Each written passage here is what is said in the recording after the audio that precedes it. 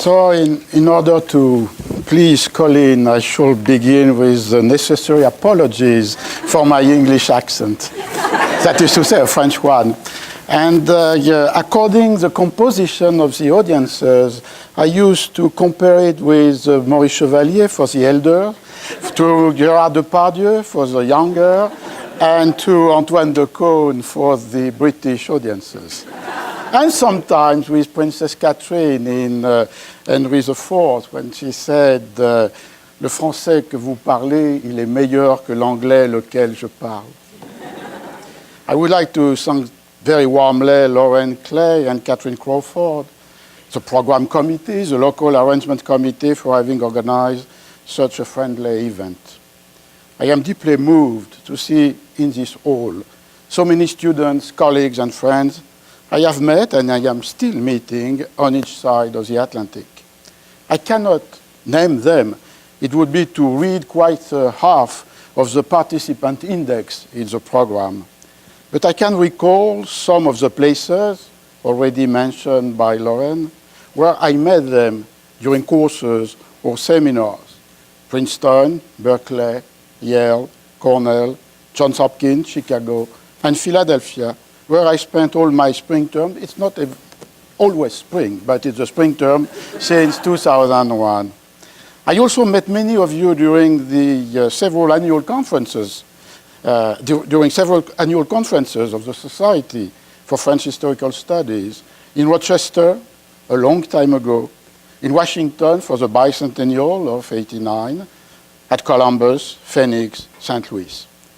I do not forget, of course, our meetings in Paris and the fact that many of the colleagues who are here today have participated in my seminar at the École des Hautes Études en Sciences Sociales, either as students completing their PhD or as visiting guests. For me, this history is not ended, and it will continue with new generation of American scholars. And I would mention that two of the communications presented in this conference are given by two students of the University of Pennsylvania, Drew Starling and Michelle Schatz. I met every Tuesday afternoon in my graduate class at Penn. I quote too often Pierre Bourdieu for ignoring the pitfalls of biographical illusion. That is to say, on the one hand, to transform into destiny what was a series of contingencies, coincidences, meetings, opportunities. And on the other hand, to ascribe to personal invention what was collective and shared intellectual trajectories. As wrote Bourdieu about ego history, l'ego histoire, I quote, one is not necessarily doing academics a service or a service to history, asking the academics to write unmethodical histories of uneventful lives.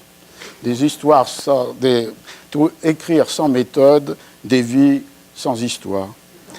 Bob, Lynn, and Colin's clairvoyance allows me to avoid such a trap today. It is also the reason why I have conceived of this session as a forum allowing to debate common issues, inspired by the intervention, for some of them I have read before and we just listened to. I would like to discuss three of these issues.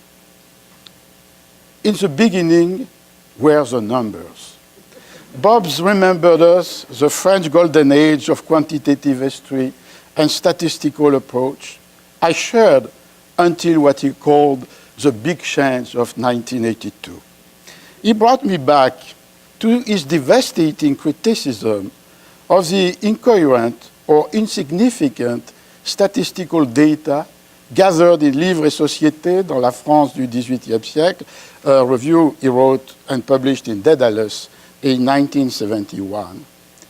The French enthusiasm for the histoire sérielle au troisième niveau, shared by the conservative Pierre Chonu and the Jacobin Michel Vauvel, was severely shaken by this review that developed in his own manner the parallel critiques made by Franco Venturi or Carlo Ginzburg.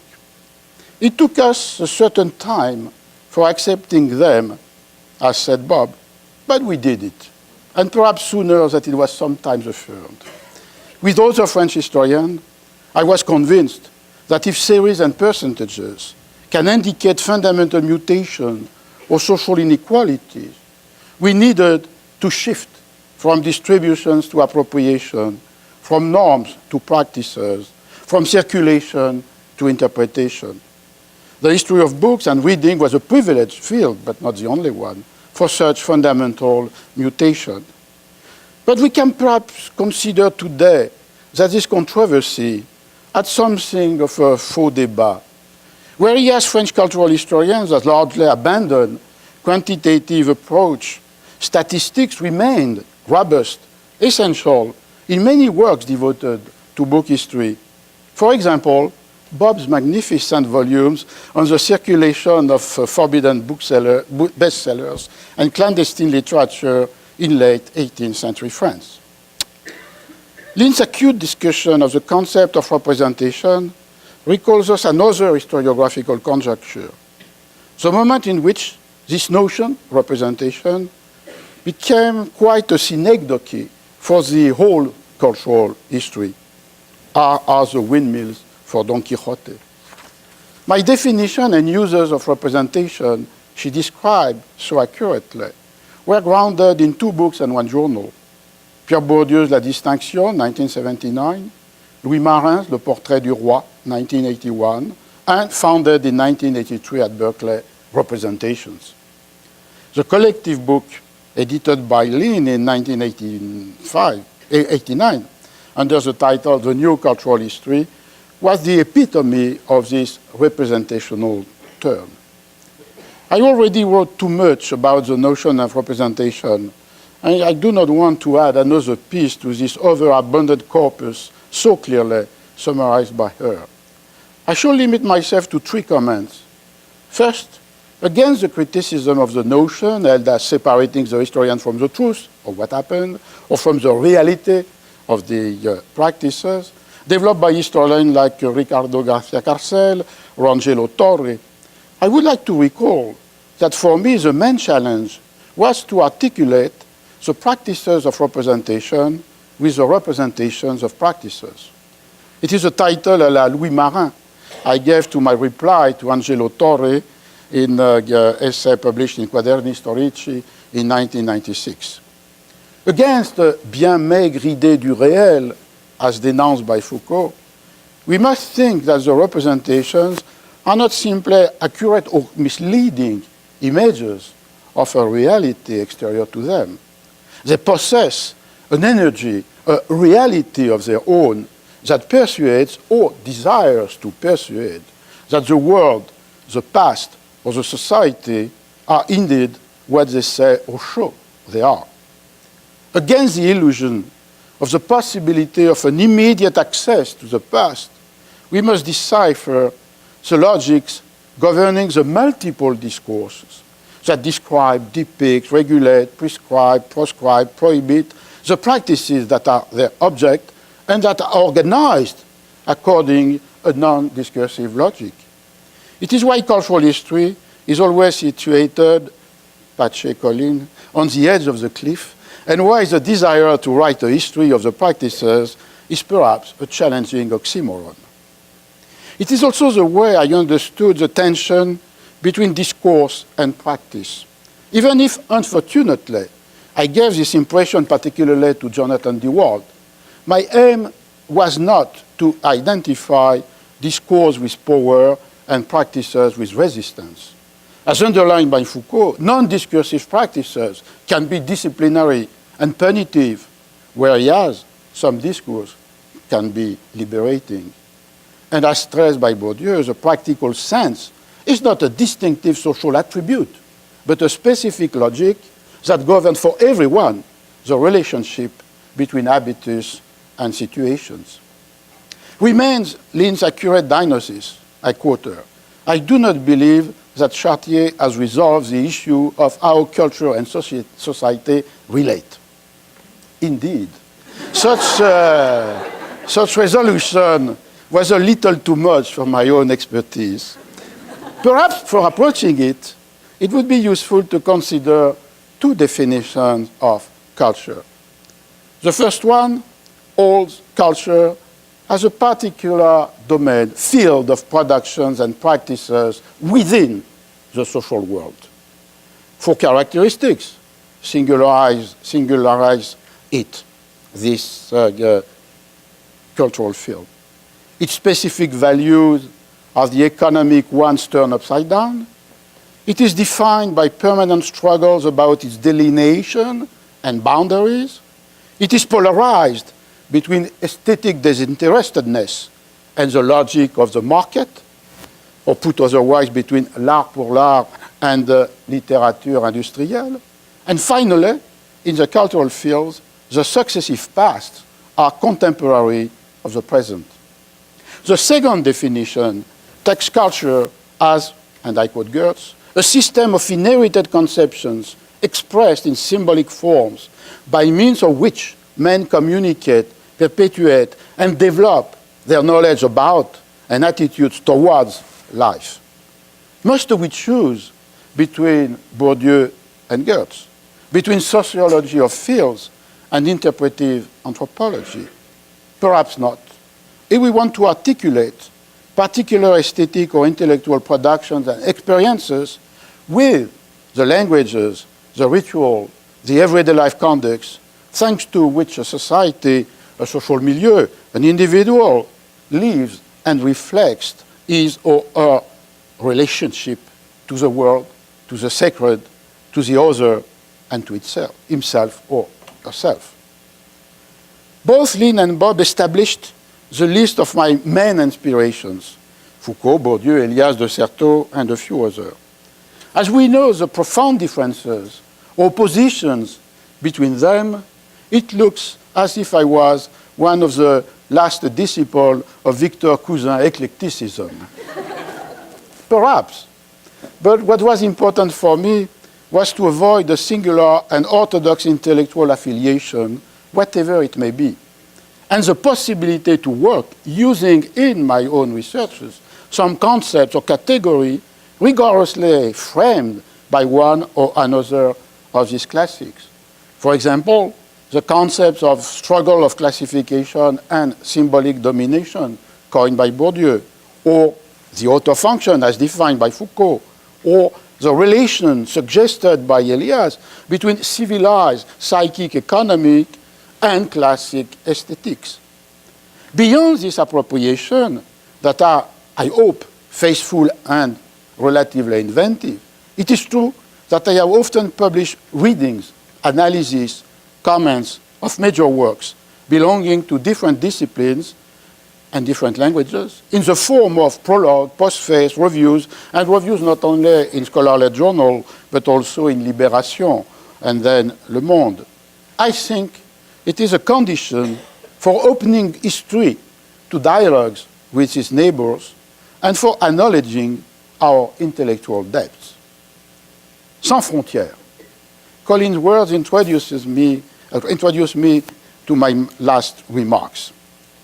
In the book and the essay I wrote or published in the last year, I tried to follow the migration of fundamental works between languages, between discursive genres, between different horizons of expectations or reception. It is true that these case studies of textual mobility took me away from French history. They focused on Castiglione, Libro del Cortegiano, Las Casas, Brevísima Relación de la Destrucción de las Indias, or Gracian, Oráculo Manual y Arte de Prudencia. But I can say for my defense, particularly in front of this audience, that in each case, French translations or interpretation were essential and play a fundamental role. Amelot de la Houssaye translation of Gracian, published in 1684 as L'Homme de Cour, transformed the Oráculo Manual into, I quote Norbert Elias, the first handbook of courtly psychology, whereas the word court never appeared in the Spanish text. Jacques de Migraud's translation of Las Casas, published as Tyrannie et Cruauté des Espagnols in 1579, allowed every people, every nation threatened by the Spaniards to identify itself with their first victims, the Indians transformed into martyrs. And Jacques Collin and Gabriel Chaput's successive translation of Castiglione struggled for introducing in French a new word, sprezzatura. Collin translated it as nonchalance, Chapuis as mépris, both giving, as Castiglione did, a distinctive and aristocratic meaning to a word generally understood as depreciative. This example shows, perhaps, how French history can be located within an historiographical perspective I call connected textual histories. Other examples I dealt with are the translation, the festive and theatrical adaptation, the images that introduced Don Quixote in France between the first translation by César Houdin in 1614 until the posthumous and very unfaithful one by Florian printed in 1799. Or, as we have discussed this morning, Molière's appropriation of the previous Festin de Pierre, either French or Italian, for his own play, published as Don Juan in 1682. In a kind of parenthesis, but in order to follow up something which was proposed by Colin, I would like to come back to one of the fundamental ideas, which is perhaps the discontinuity since the 18th century on between two regimes of production of the literary, with or without quotation mark, text. Because it's clear that the order of literary discourse established in the 18th century is founded on the individualization of writing, the originality of the work, and the concept of intellectual property.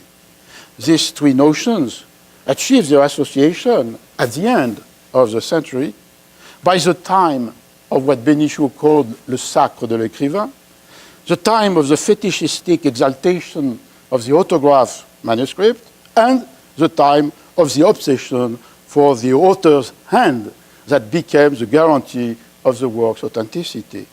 And what we have to think for a previous period, and perhaps as is suggested from our time, is the fact that Shakespeare, Cervantes, and Hauser have not composed their play, their poems, or their novel within this paradigm, but within a very different discursive system. It stood on very different practices, collaborative writing, as was required by the patron, by the company, by the theater entrepreneur, or pursued by the playwright and the writers themselves. The reuse of stories already told, of shared commonplaces, of inherited formulas, and also the continual revision and continuation of ever open work. And in this system, of course, the only property was the property of the bookseller and or printer publisher, and not at all the property of the author of the text. And it seems for me, it's with this discontinuity which we are able to understand the profound differences between these two regimes for the early modern and modern period, and perhaps, as it was suggested, to try to understand better what are the transformations within our contemporary written culture. Sans frontières, the expression or the motto could be perhaps, and it's my conclusion, a nice way to define today our commitments as historians. It recalls us that we must always fight against the enclosure of monolinguistic bibliographies. It indicates that there is no contradiction at all between microanalysis located in particular situation and broader context or connections. And in these difficult times, inhabited by dangerous passions on both sides of the Atlantic, the motto, the expression, obliges us to adopt, I quote, the cosmopolitan point of view advocated by Kant in 1784 in his idea for a universal history. Thank you.